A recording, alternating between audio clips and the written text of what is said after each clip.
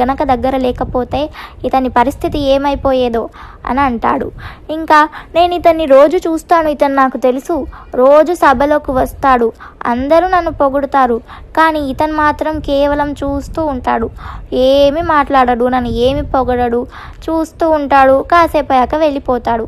ఇంకా ఇతనికి బహుమతులు ఇవ్వద్దు అని నేను చెప్పాను, నన్ను పొగడడు కాబట్టి అని సుకుమారుడు చెప్తాడు. రాజగురువు, అవునా, సరేలే, రేపు మళ్ళీ మనం పొద్దున ఇతని ఇంటికి వద్దాము, నువ్వు కేవలం పొగిడితేనే బహుమతులు ఇస్తావా, సరేలే మళ్ళీ రేపు పొద్దున్న ఇతని ఇంటి దగ్గరికి వెళ్దాము అని అంటారు.